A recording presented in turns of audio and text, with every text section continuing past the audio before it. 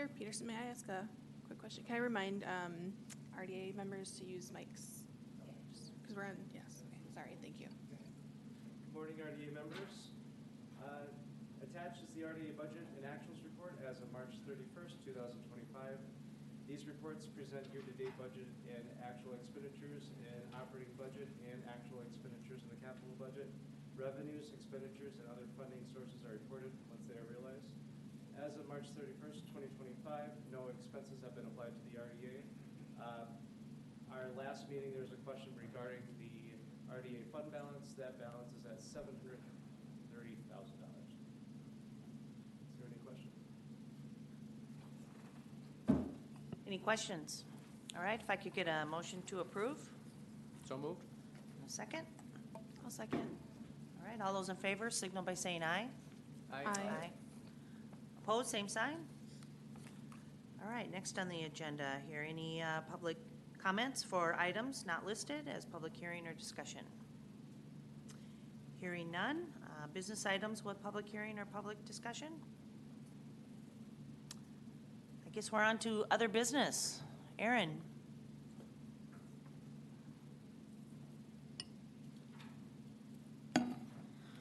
Thank you, council members or commission members. The first proposal item we have is for the Riverside site. The Moting Partners proposal was to do a mixed-use development, actually not technically mixed use, more like a live workspace development. The Riverside site is shown up on the overhead. That's the two narrow skinny lots north of Brewing Project. The idea was to have almost like artist work, play, work, live spaces on the ground floor, and then 24 units roughly of apartments. Conversation with Moting, we've been working on this one for a while, and obviously the last meeting we gave them a deadline that we needed to move something forward. They were having problem making the numbers work. So between construction cost increases, financing, and inadvertently the lot has skinnied up just a little bit. When the street work was done and the parking that was added in, we ended up a little wider on the right-of-way than intended, so the lot is now just a little narrower in buildable space than what was originally intended. But with that, they were able to come forward with a new concept that fits the space, hits mostly what they were looking to do and looking at roughly the same valuation. So the new proposal is to do row homes, just straight row homes. 4 units, 5 homes each, so 20 living units total. This is a product and a concept that they do in a number of locations in a variety of other communities. They've kept it very pedestrian oriented. The units, the fronts will all front either Oxford Avenue, as you can see on this row, with porches and stoops that face the street, or they'll face the trail on the other side, with parking handled by tuck under parking under each unit on the interior, so you're not going to see any type of external surface parking lot or anything like that. As you can see, each unit would have above the entryway canopy a small balcony space or outdoor, kind of like a elevated patio space, so they have some feature exchanges on the exterior and gives a little bit of outdoor space. And then obviously it's right next to the new Cannery District Park, so it's got lots of amenities from that side of things. This is what the site plan looks like. Again, a single entryway coming off of Oxford Avenue. Movement of vehicles will be all interior, and parking underneath the structures as presented.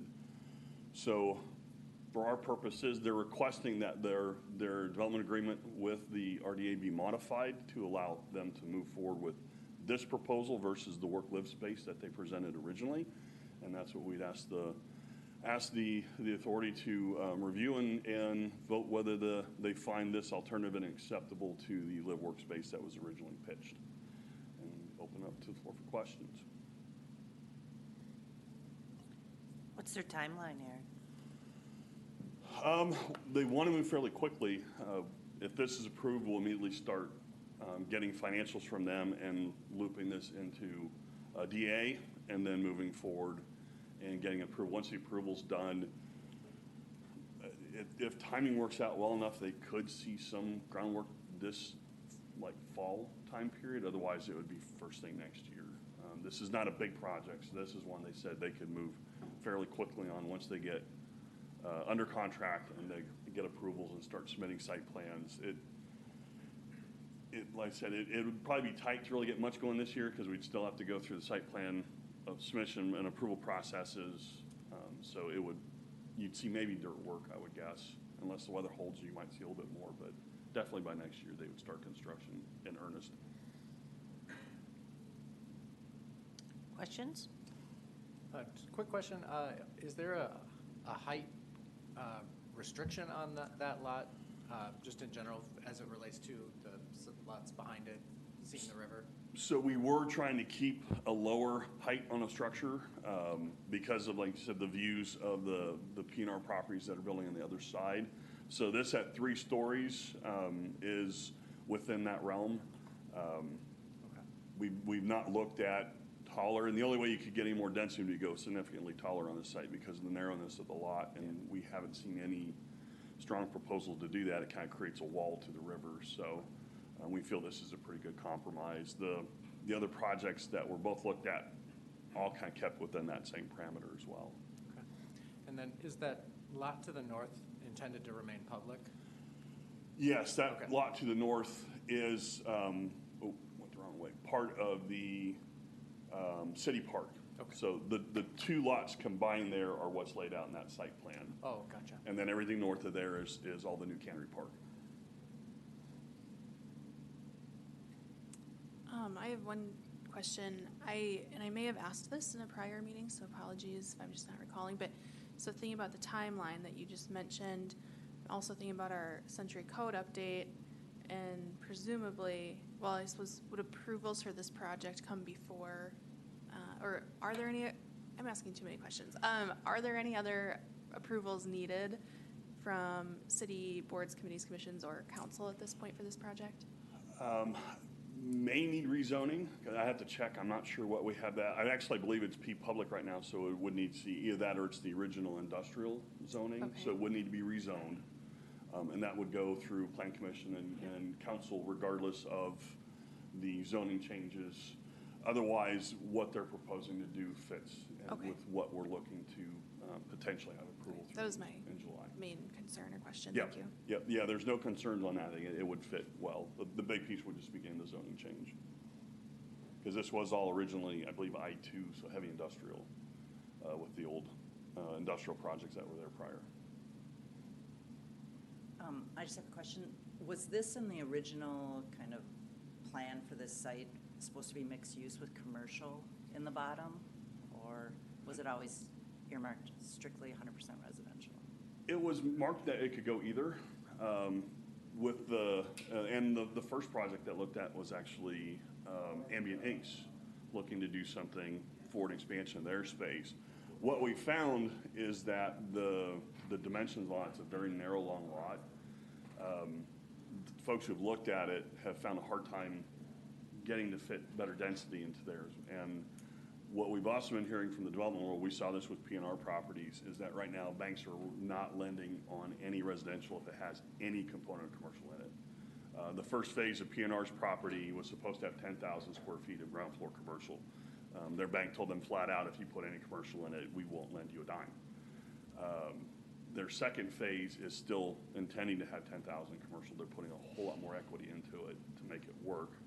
So the lending environment for mixed use is getting, it is challenging.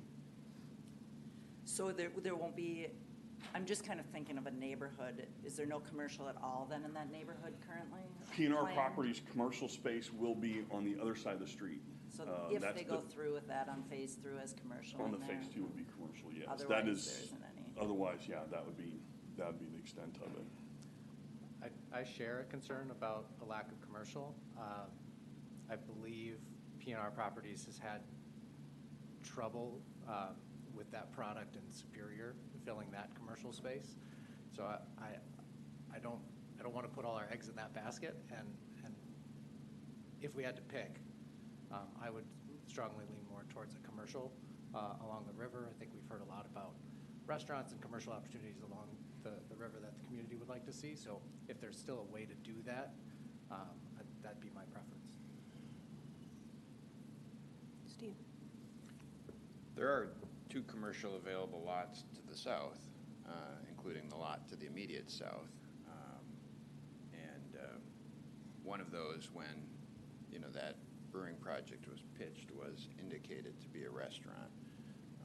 So both those, you know, under the DA are expected to build out. Obviously, it's in private property ownership, it's their choice, but that was the intent of at least one of those lots. So, I would add for P&R properties, we've been connecting them with commercial interests. They actually have pre-signed tenancy on a good chunk of the 10,000 square foot now. It's not a formal lease, but they have commitments in writing to move into the space that's available. And they had commitments for the 10,000 on the north end. Their response, meaning again, this is what the developer told us, was that their banks were the ones that said no, and they switched commercial to residential because their banks directed them to do so if they wanted any lending on the project. Aaron, what's their timeline for this commercial phase 2? What would that look like? They are under construction right now. They actually started early. The phase 1, they're hoping for full occupancy at the end of this month. And then I'm guessing you'd be looking at probably spring. I haven't seen how far along they are. I'm guessing you're probably looking at spring occupancy of next year on the phase 2 structure. But could be earlier than that, could be something even in the middle. I'm guessing because of the weather, they would probably, I don't see them trying to move folks into the dead of winter in Wisconsin, but there might be some opportunities to go faster. It's going to depend on how quickly their construction moves through. Well, just to comment, I do share the concerns about the change from the original concept and plan of the mixed use, not just for this property, but for all of Cannery. And as we still have the Heights property, to worry about and the opportunities to develop there, tying those all together, this does feel to be a step back in terms of not having it now. You can't finance it, you can't build it. I get that too, and so on. So it's just wrestling with that as a little bit of a hiccup to the overall concept that, put together by the experts who look at something and see it as an opportunity for something bigger. And, I guess with our decision today here, do we step back on the possibility for something bigger there? I don't disagree, but however, commercial space is hard to fill. And do you want to see it vacant? I mean, I don't know. We're talking 20 units here. And to me, that's not that many. And it's not that dense of a project here. But I would rather see the residential and it be full than having commercial space on the lower level being empty and, staying empty. It's hard to fill, and hence why the banks are shying away. Yeah, I'd suggest standalone commercial if possible for this site. But I think, to your point about trying to get something done, I don't know if we need to, so I guess that's my question is, how's the tax increment district sitting for revenues to expenses? And I mean, could we hold this for another year as commercial can become more feasible on this site? The RDA could. The TIF district, P&R properties increment from their $50 million guaranteed value funds all of the public improvements in the entire district by itself, according to when former finance director Jay Wenz, when he ran the numbers on that. So it's in good shape. It started a little later than intended. COVID slowed that process down too, but it is moving forward. We're pretty early in the TID life, so there would be no rush on this. Biggest piece has just been it's a challenging site because it's extremely narrow and extremely long, and it's wanting to keep some level of height restriction because of the proximity to the river and cutting off the rest of the neighborhood. There is another project that we've talked to that had interest in that space, which is purely commercial. You can almost even call it light industrial, a coffee roasting, and they have a big concept for there. The business is doing well that's approached.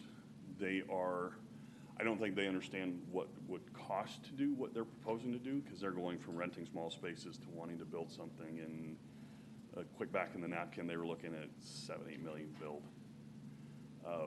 I don't think they need to get hard numbers and also firm up any financing, because at this point in time, it's very theoretical with a business plan, and you're talking about a big financial lift for somebody who's never built a building before, never owned that size of a commercial space. But there is some interest in that.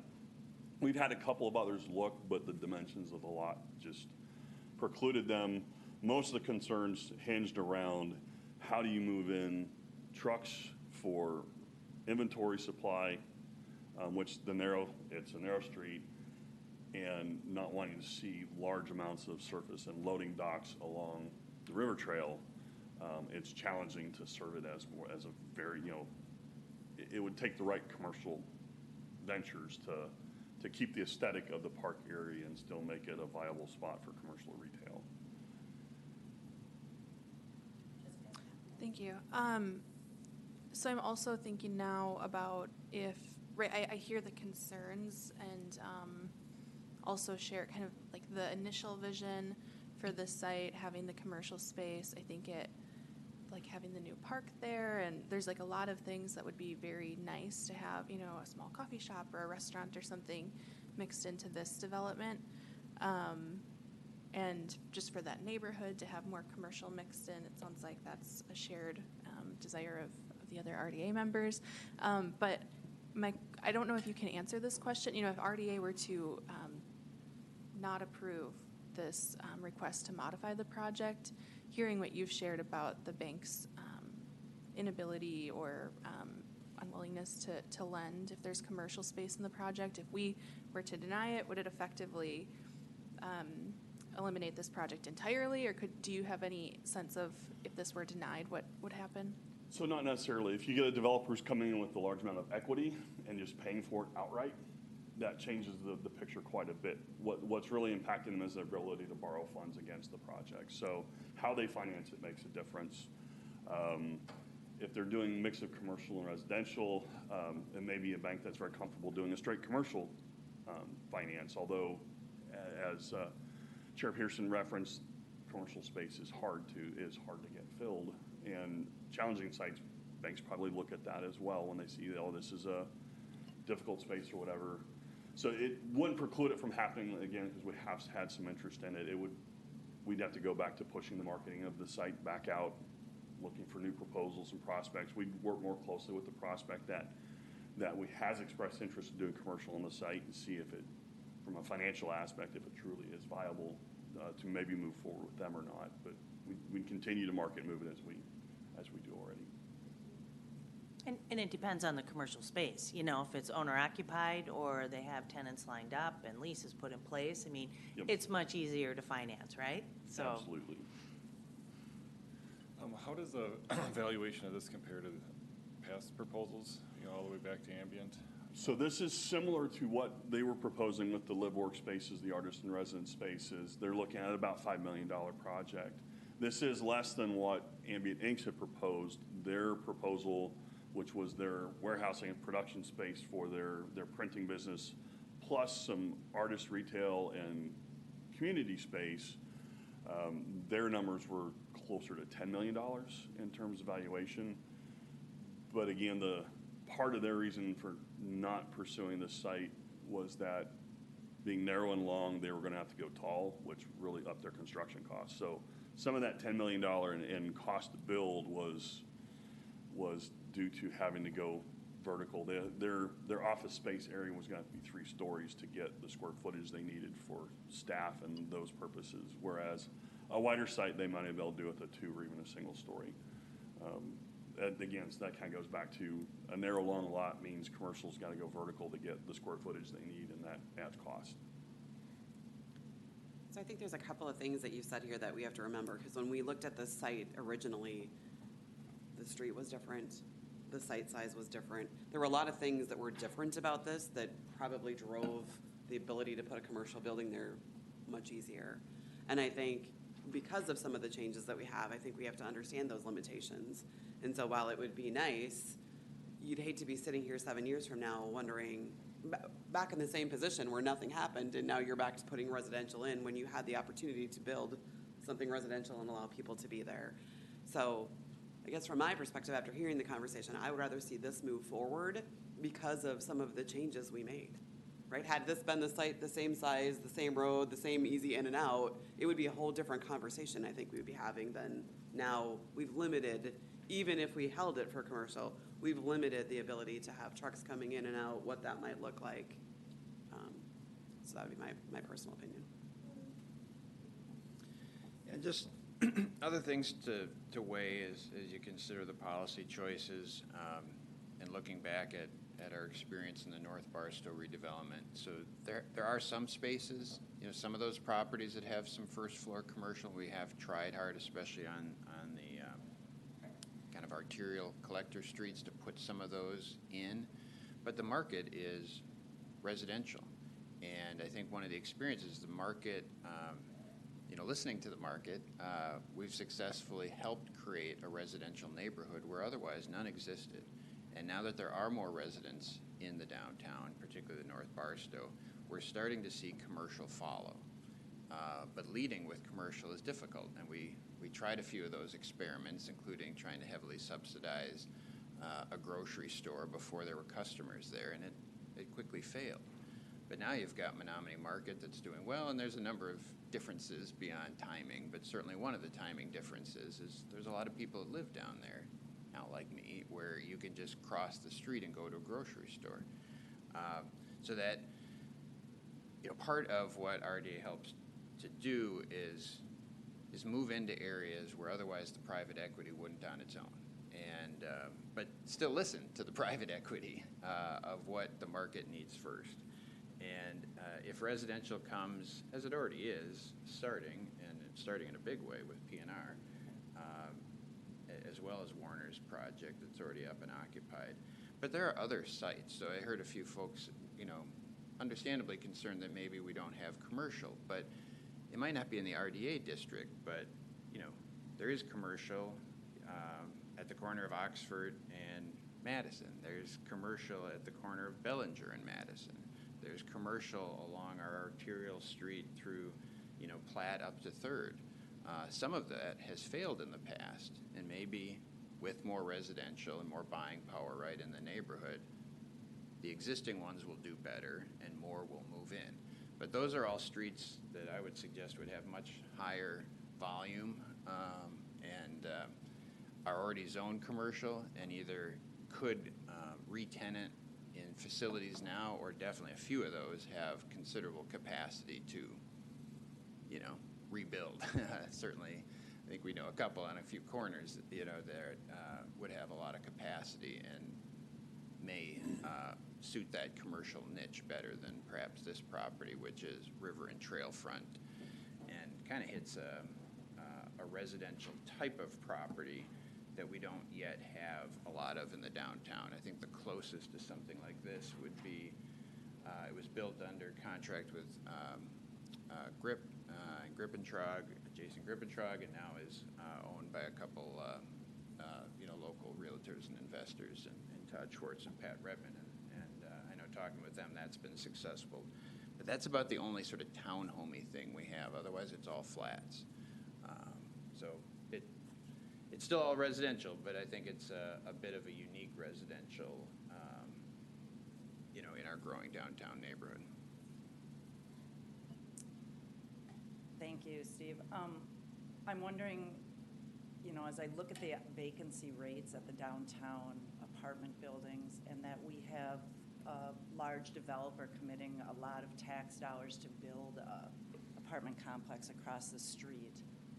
I realize this is only 20 units, but 20 of bigger units in the complex across the street that would be impacted by this being filled. Has there been any communication with the developer across the street that you're looking at changing from commercial to residential on this lot? Not recently on this. They knew that those would be live workspaces with 24 units under the previous model, and they knew that this space was going to be either potentially commercial or mixed use or just straight residential based on the overall broad development plan that was created, the master plan, they had actually considered buying this lot and doing a second phase of other projects related to mixed use themselves.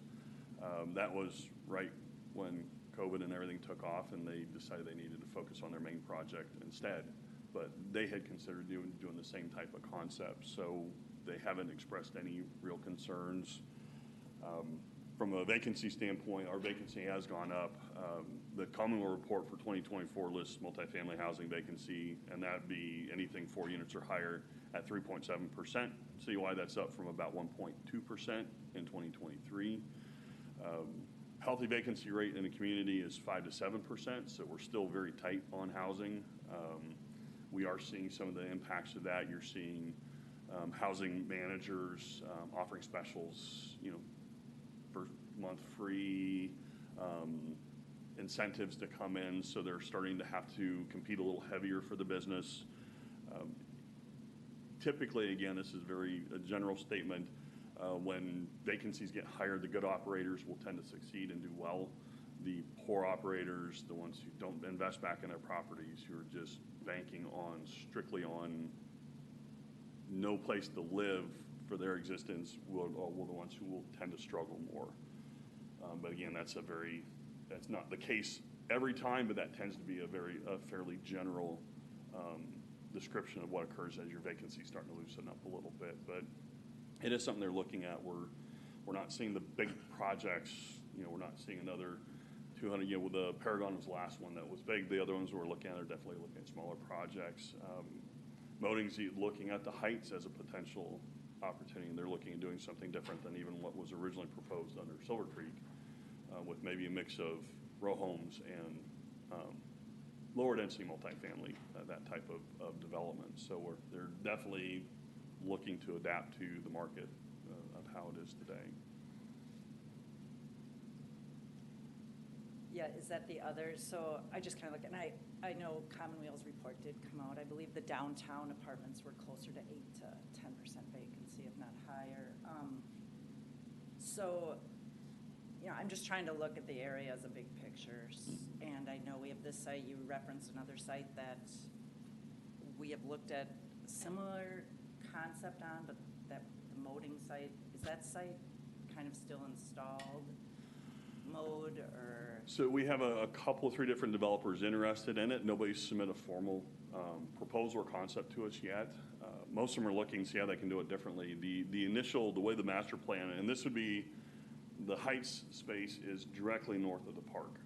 It would be on the east side of First Ave, or First Street, and in between, right along the High Bridge, or the river trail, the Chippewa Trail. The development concept showed like 3 large mass buildings, 150 units total. And that was roughly what Silver Creek was looking to do with their 55 and up living that we had a proposal on. When the interest rate spiked and costs continued to climb, their numbers quit working, so they pulled out. We have the developers looking at trying to do something differently. Myself and one of the planners walked the site. There's a lot of slope as you move. It's kind of a weird shape. It goes from a large circular area on the southern end of that lot, then it narrows up and moves up the slope as it heads towards the High Bridge Trail. So looking at that, our thought was that, and this is something that we've referenced to a couple of folks who are looking at it, is, instead of trying to do 3 large buildings or 2 very large buildings and get 150 units in there, could you do a more of a lower density development on the broad space, say 50 units, 60 units, and then stair step a series of row homes up the slope.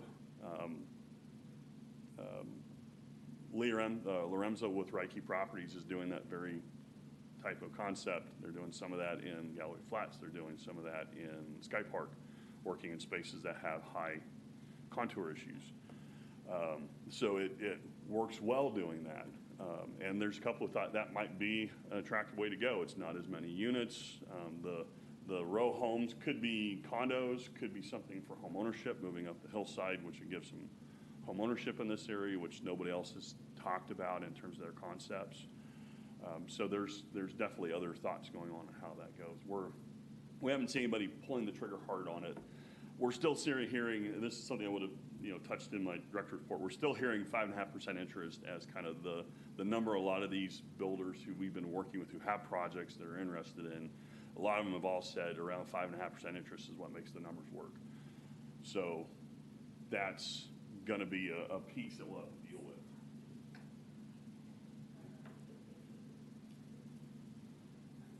Might be a while. That's kind of what we're thinking too, yeah. And there just hasn't been interest in from restaurants in that area. Nobody's really, in this space, nobody's really talked about it. The folks who looked at it never really, that was not really part of what they're looking. The folks who are interested in this site now, the folks who do the coffee brewing, their thought is to do like a coffee shop bakery in there. So you're approaching the idea of a restaurant. It would be a nice little amenity in the community. Like I said, their idea is it's really interesting. It has some real potential. Whether they have the capacity to do it, because like I said, it's a relatively new business. They're doing well, but what they're proposing is big, considering who they are. And they may very well, and we might be able to help them work through and find an option to do it.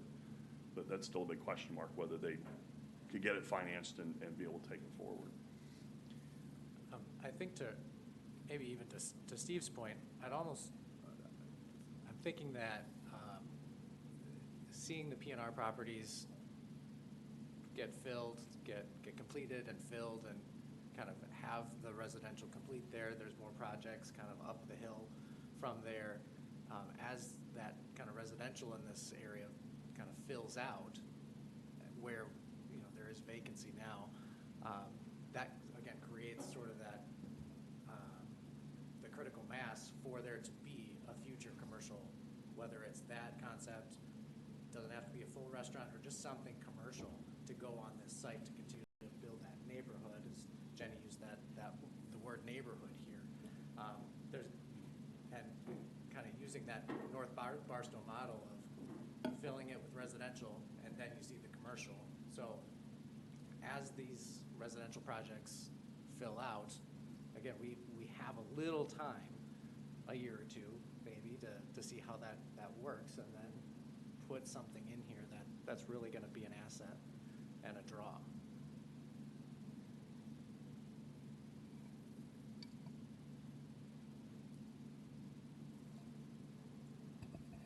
One thing, and I'm sorry if I missed it in your original presentation, but one thing that the council has requested or kind of impressed upon us is affordability factors and so forth. Did you talk about what they were anticipating with price points on these units and how that addresses the affordability side in the housing? No, we haven't gotten that deeply into their budget. They put this concept together kind of as a quick alternative, got some elevations together, and they know that their cost is going to be relatively similar.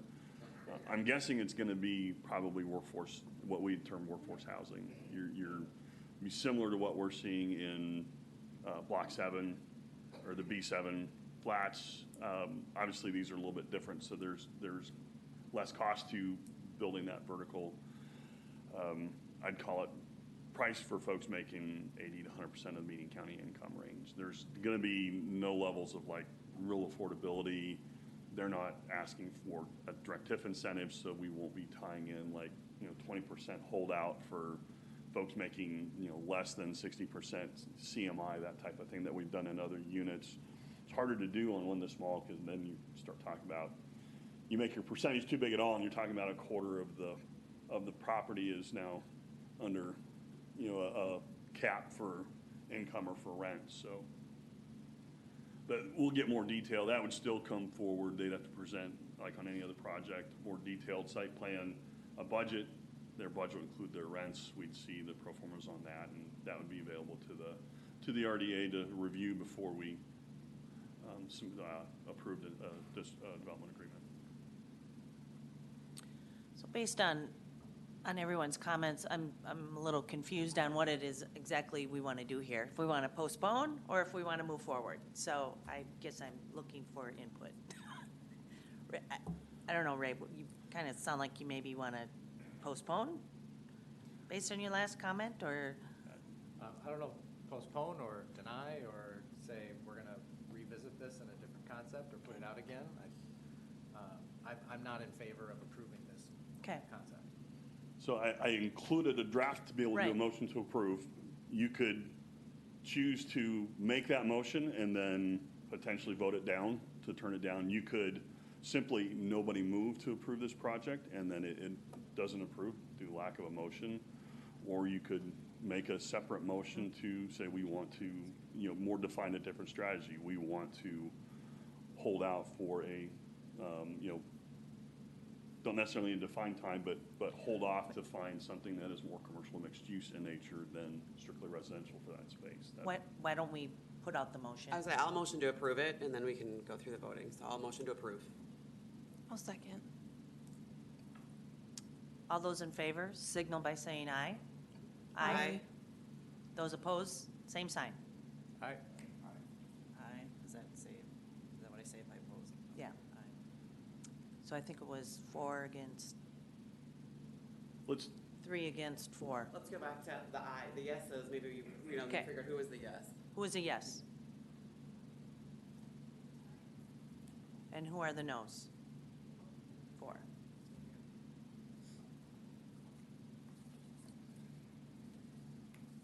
okay, we will let them know, and then we'll also give them an opportunity to potentially work on this site, see if they can incorporate a commercial element back into it. Or we will, and at the same time, we will continue to promote this site and work with some of the other folks who've shown some interest in that. So, We can talk about it more, but just for clarity publicly, is there any remaining MOU on exclusivity should with not voting? be. Yeah. We did a shortened version to get to the point of letting them submit alternative design, which we told them would need to get approval of the board to continue forward with.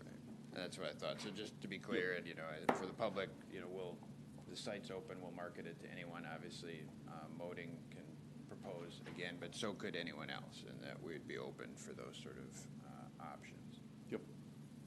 Thank you. Thank you. Next item. Okay, the next item, want to talk a little bit about, oh, as it froze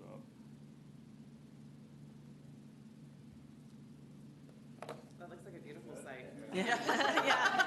Where is that? Seriously new development. You may not have seen this property in Eau Claire. It's been a hidden gem in Eau Claire. Wait until volume 1 finds out about this.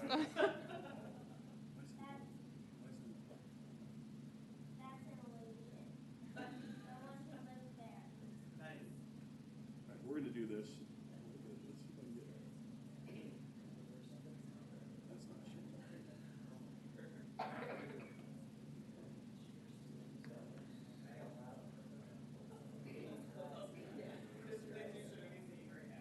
Okay, there we go. Perfect. Thank you. Okay. Corey, this is other duties as assigned. Yes. Our IT specialist is going to bring this up here quickly. The next piece is to talk about Kessler Park location. As we're moving forward, the new park is going to be dedicated in the next few months and be fully open for space. Kessler Park has been on our radar, potential for redevelopment. We were presenting, or we were reviewing proposals from the Community Development Block Grant from different projects, and Habitat for Humanity had approached us. They mentioned it during the meeting and approached us afterward that they have a block funding they have to get out into a property soon to meet the Fed requirements, or they'll lose it through the CDBG. And they asked about any city lots or spaces that would be available that could potentially quickly turn into residential development. So that got me thinking the potential for Kessler Park, because this is something that RD is looking to turn Kessler Park into. So the image I have up here is a lot split for the northern end of Kessler Park. It would create 3 lots that are built under current code. Each of these lots would actually is wide enough and has the square footage enough to do a twin home, so they could literally be split in the middle and have a twin home in each one of those, or it could be potentially go 4 lots with a single-family home in each under current code. The space would be enough to still provide plenty of redevelopment on the southern end of Kessler. The thought was always on that southern end of Kessler, that might be the place to do slightly higher density, like a low-rise apartment building transitioning into maybe duplexes, twins, or single-family homes as you move to the north, which would match the properties on the other side.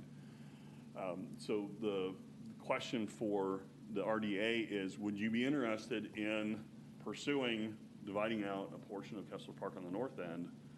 We'd go ahead and have some survey work done, get the lots right off. We would have Habitat for Humanity submit a proposal and move forward like we would any other developer. We'd see elevations, they need to submit their financials, what they're doing, what the project would be, but has the potential to purchase one or even all 3 of the lots, because they're always looking for space.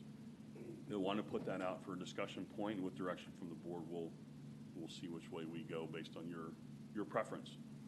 I'd be happy to answer any questions. I have one quick question, just to help. For me, it's helpful to think about this current ask.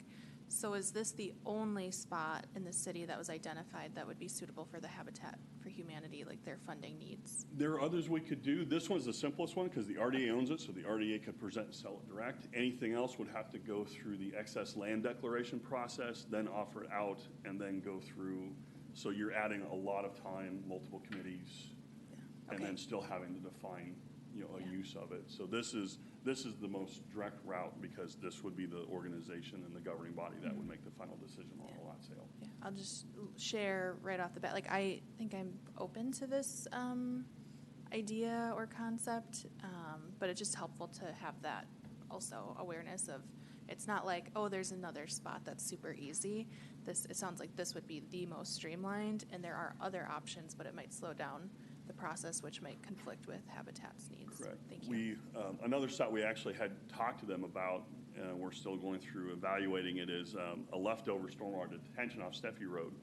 With Jeffers Road doing the improvements and the stormwater improvements, there's an 18,000 square foot detention pond that's no longer needed. So we're looking at, that's 18,000 square foot that can be built into homes. The challenge is that there are telecommunications utilities running through there, so trying to figure out the easements and the routing and what's actually available and how that can actually be divided and how it makes it really complicated. So we've actually talked to them about that site maybe a year ago when it first came up as a good potential one, but it's proved challenging to get the clearances to try and move forward to even take it to excess land. So that goes back to the idea of this one being the most streamlined. It was already intended to be redeveloped because the new park is in place and nearly dedicated, and it was intended to go some version of housing in this whole site as part of the master redevelopment plan. So I think that this concept you talk about, or the possibility, is interesting, one that we should look at for a couple of reasons. One, I've always worried about that becoming a monolithic block of apartments and so forth, and not really allowing transition. Two, it with the Habitat component deals with some of the affordability issues and housing in the community. And so if something can be done there, I'm not opposed to that idea. Concur. I agree. I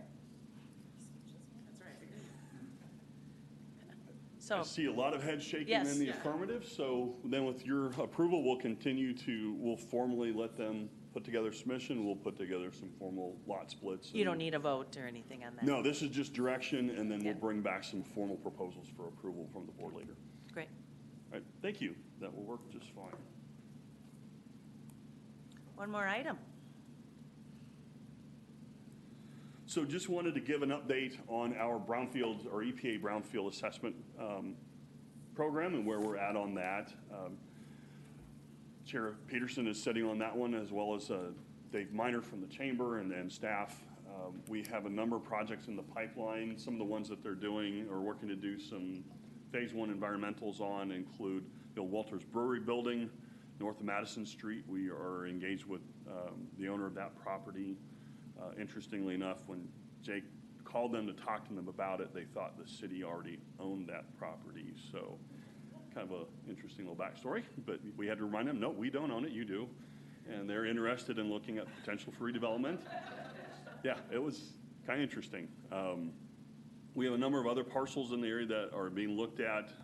It includes like a dry cleaners that had that's adjacent to a daycare and had some issues in the past, so we're going to be able to use the program to do some additional analysis of that space. The Mullen Avenue site, which is a city-owned parcel that was an unregistered landfill. There's development interest in that space, so we're having them go through and formalize what we know there's stuff there, but we're having them go through and formalize through the EPA process what is in there and some potential mitigation and concepts to move that project forward. We're waiting to hear back from a few other property owners. Some other ones that were initially submitted were I guess I should say we're looking at the Graham Riverside site, the parking deck on Graham Avenue. With that being end of life, we decided that would be a good one to go and see what's there, what the history is, any concerns on that space. We're working with another developer to look at potentially doing the dry cleaner space behind the abandoned dry cleaners behind Sojourn House on corner of Seaver and Graham Ave, and a few other locations that we're working with the property owners to move forward. Some other targets that have been mentioned is potentially looking at parts of Banbury space, the last two buildings that are available in that lot. We originally were looking to do something maybe with Mount Washington, but the developer, and I'd probably add, this kind of ties into my executive director report, that Mount Washington is gearing up to move forward again. The project group had lost a key funding partner when their portfolio collapsed and pulled a large chunk of the capital stack out of the project. They found a replacement equity partner planning to pick up and move forward on that project exactly as it was presented originally. So we should be seeing, we've been confirming which permits are still good, which ones need to be renewed, and we should see some work continue on that project moving forward as well. We're still doing some outreach events, looking for other potential sites. As a reminder, it's nearly $500,000 available to do phase 1 and phase 2 environmentals. Phase 1 is just doing a recording of the property, looking at its history, et cetera. If they see indications that says there could be environmental issues, they'll recommend a phase 2, which we can do a certain number of phase 2, which involves going on actually doing soil borings and testings. And the grant also includes some opportunity to do some very high-level concept planning of how a space could redevelop. And that's catching the interest of a couple of our property owners who have space they consider redeveloping. That planning piece is interesting to them. Ayers is our consultant doing that, and they're executing all the work. And we're having some good options moving forward. Still would love to see more potential projects. Really looking for folks who are thinking about maybe I own a piece of land or existing building. I don't know what's in it, so I'm kind of scared to dive into it. Point them our way. We'd love to get them into the system. We can start doing the evaluations and help them maybe envision some rebuilding of spaces in the community. So be happy to answer any questions on that.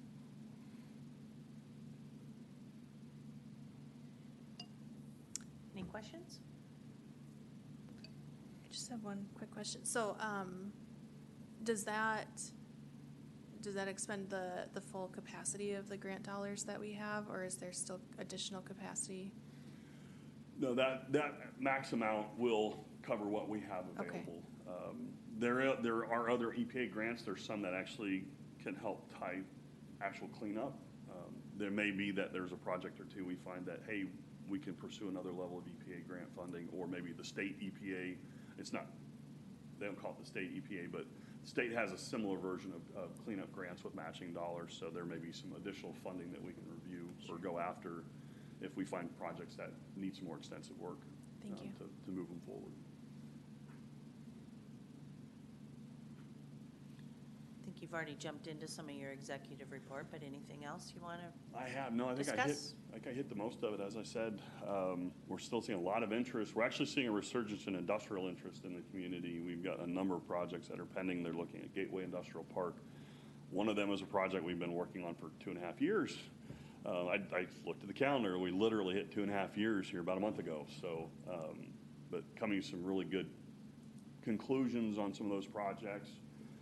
I said, getting a lot of interest in others that are looking to expand from smaller communities where they just can't grow where they are anymore and need what a bigger community can provide.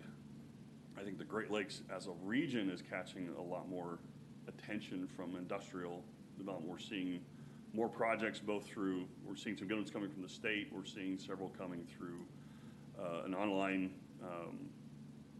GSLI. It's a subscription service that provides leads. We're seeing a lot more references to the Great Lakes in terms of search areas than we have in the past. So Wisconsin is one of the few areas that's catching some good attention. And still get a lot of building attention. We're working on some single-family home projects and land sales and planning for a variety of different housing projects as well. So still a lot of good things occurring in the city of Eau Claire. And any questions or comments for Aaron? All right, if not, if I could get a motion to adjourn. So moved. All right, we're adjourned. Thank you, everyone.